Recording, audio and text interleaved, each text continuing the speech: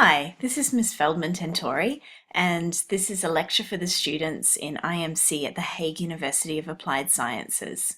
So in this lecture, we'll be going through Chapter 9 of the textbook, The Integrated Advertising, Promotion and Marketing Communications by Clow and Back, the 7th edition.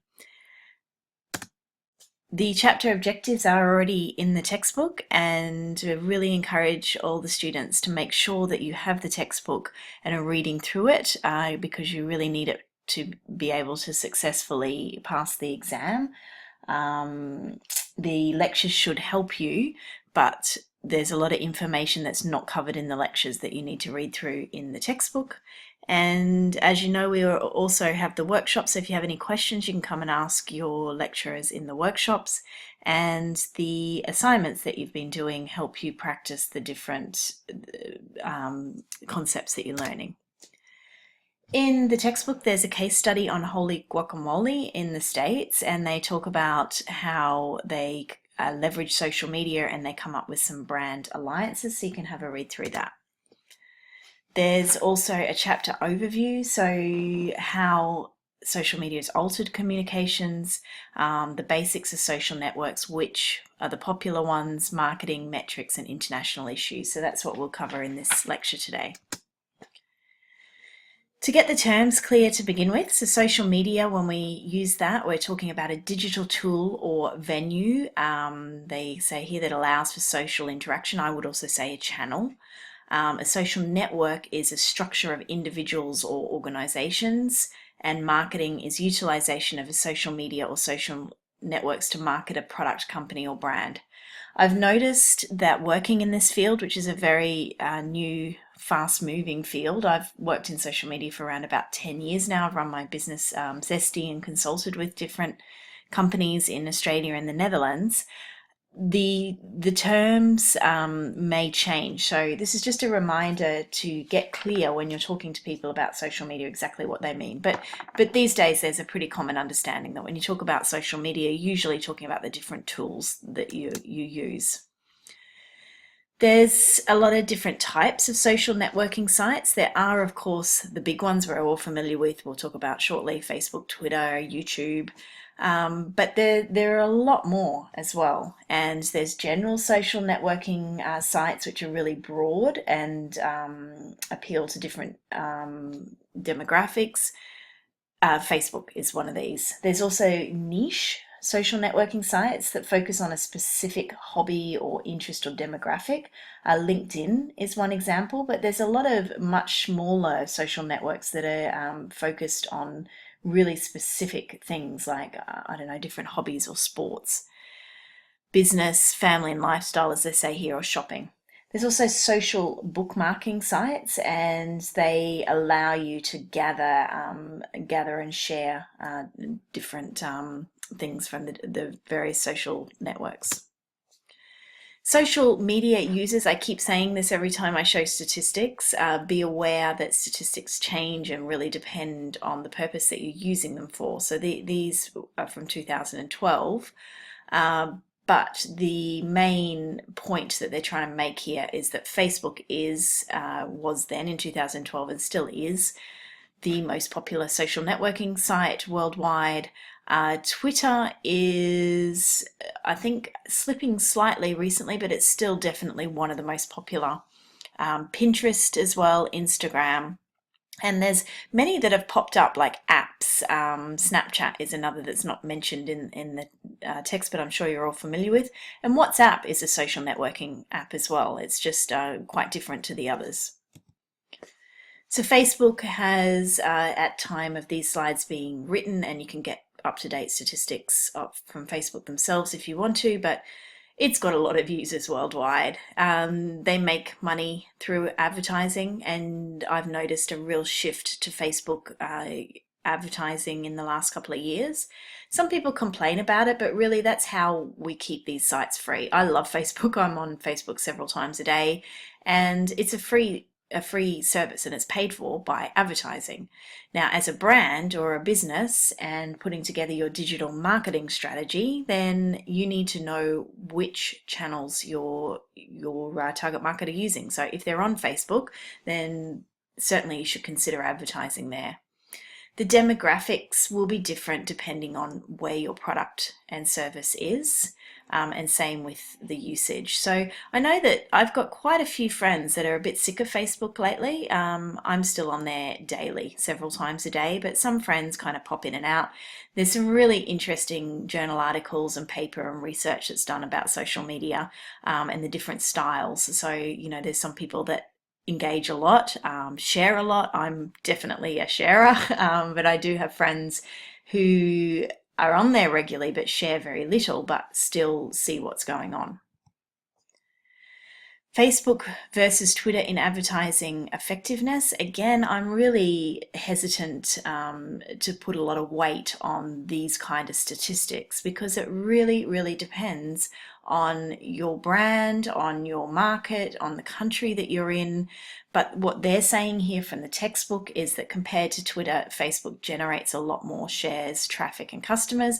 And that makes sense, really, because if you look at the number of users on Facebook versus the number of users on Twitter, but Twitter can have quite a different audience. A lot of journalists use Twitter and media people, and I use Twitter when I go to conferences, and it's quite a different network. I compare using different social networks to speaking different languages. So I speak English as a native English speaker, maar ik kan ook Nederlands. I can also speak Dutch. But I think I speak Facebook and I speak Twitter. They're quite different kind of languages if you look at it that way. So you need to understand where your customers are and what kind of social media language they're speaking. All social networks, though, have in common that it's two-way versus one-way communication. That's what social media is all about. It's about people having conversations with each other and also brands having conversations with their customers. So Twitter, it's what's called a micro-blogging service. For someone like me that likes to talk, having a maximum of 140 characters can be a bit of a challenge. But it means that the language you speak and the communication you have there is different. I sometimes compare it to speed dating. It's a little bit like getting in there, finding information really quickly, using all the hashtags and finding what you need quickly, which is great. It still has a significant number of users, so it's well worth integrating into your digital marketing strategy. It can reach customers directly, and I think that there's quite a lot of brands that use Twitter really, really well. Airlines in particular, and when you need fast information, using Twitter to communicate with a brand is a really good way to do that. I had a problem recently with T-Mobile, so I jumped on Twitter. I tweeted which I thought was the Netherlands. I actually had tweeted the American one. They put me in touch with the Netherlands. And within, I don't know, maybe 15 minutes, I had a response. And I'd much rather do that via Twitter than sit on the phone to customer service. Twitter is also effective for small business. It's a really good research tool. Because of the way things are organized with hashtags and themes and topics, you can find experts in different fields quite easily. And brands and individuals are kind of on the same level on Twitter. So it's an interesting way to communicate, and I think well worth at least having an account there and learning the basics of using Twitter, and definitely including it in a digital marketing strategy for most brands. Video sharing is a huge trend. YouTube, of course, is the main channel, but Twitter, Facebook and other platforms, Instagram as well, you'll notice incorporate video more and more natively, meaning that instead of sharing something across from YouTube, you can actually share something on Facebook itself. Facebook Live is something I've used quite a bit recently. There's pros and cons to a lot of this stuff, but the definite trend is that people want to watch videos. So this says by 2017, YouTube will surpass Facebook and Twitter. I haven't looked at the statistics recently, and again, it really depends on, it will surpass them for what? The number of users or the number of engagement or the number of active users and in which country. But the point is that it's big, and it's worth integrating into your digital marketing strategy. And if you have a look at the textbook, they give a few of these different examples here. Instagram is also very, very popular. I know a lot of students use this, and it is owned by Facebook, and it has, at what time of this writing, 200 million users. The demographics change. They say here young, wealthy, and female, but I know a lot of users who aren't in that demographic. But understand your target market and which platforms they're using, and make sure that you're there. Pinterest seems to have slid a bit lately. It's one of the social networks that grew very quickly. I have used it a lot less recently, although I'm doing a home renovation at the moment and I find it's quite a useful tool for that. But in terms of brands, if you have to choose just a couple of social networks, I probably wouldn't use Pinterest, but it depends on the organization. So why would you use social media marketing? Here's a list of different ideas, but essentially it's about having communication directly with your customers and having conversations.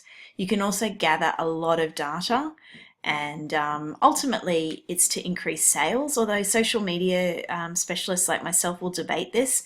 If you try and sell too hard on social media, it's not popular.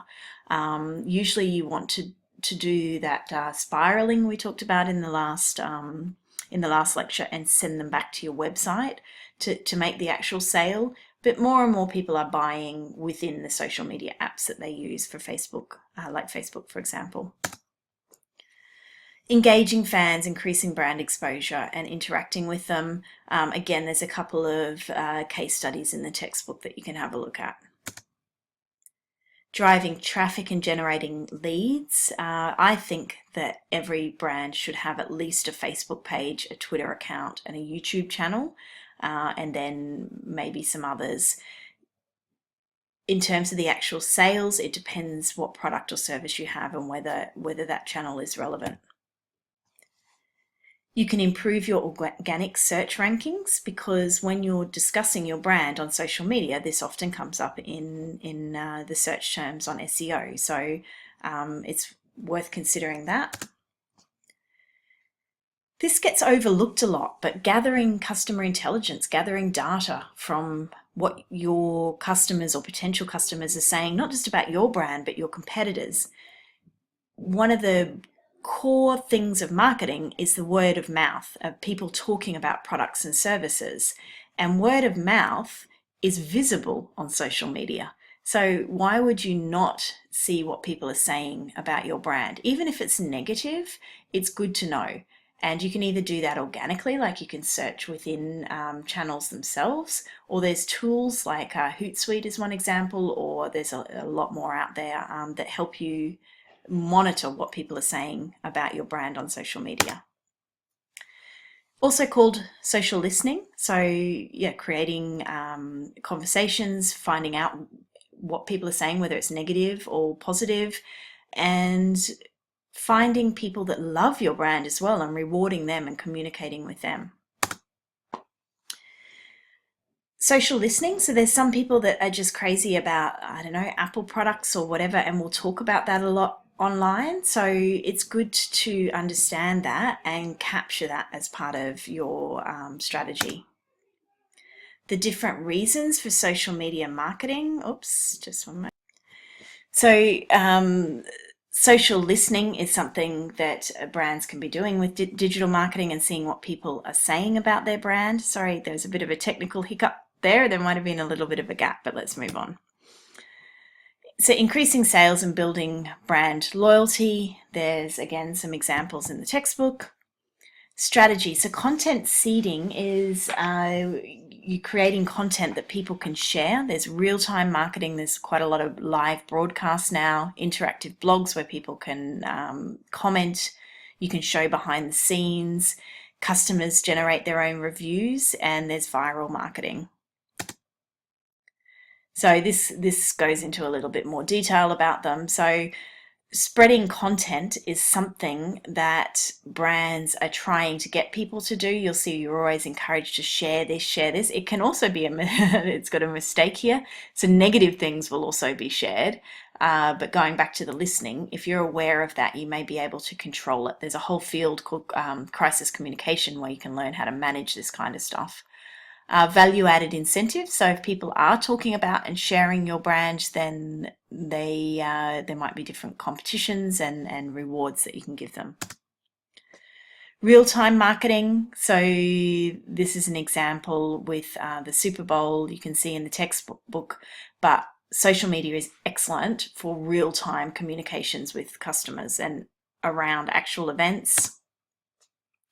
Interactive blogs gives a chance for people to talk to you. There is a level of risk, but I think that you should never shy away from negative comments about your brand because you can learn from them. Blogging, we covered quite a bit in e-business. So all of your businesses, you did a couple of blog posts. And there's company-sponsored blogs. So either that the company themselves write a blog or they will interact with bloggers to get their opinions. And this is where there are ways that brands can learn. They can see how people actually use their real products and share it on social media. Customer or consumer generated reviews. Amazon.com are very good at this.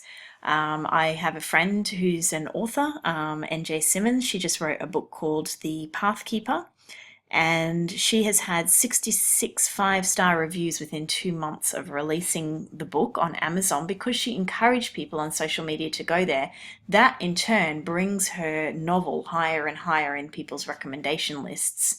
So it can work against you as well, of course, if people give you lower reviews, but we're all quite smart now and we know that if there's a balance of positive and negative, it's more real. You don't always want something that's got everything just perfect. But we do tend to give feedback on brands, and when you're looking for a product and service, that's really useful for you as well. Viral marketing is when things get spread. I think we're all familiar with that. And it's a very hard thing to plan as part of your digital marketing strategy to get something to go viral, because you can study social media, you can watch what other brands are doing, but it's not always predictable. You don't always know what people will share. But the great thing about social media is that you can track it. You can see how well it did and analyze why and adjust your strategy. So these are some of the keys to successful viral marketing. A few tips, like I said, you never know for sure in social media, but follow these guidelines and it can help.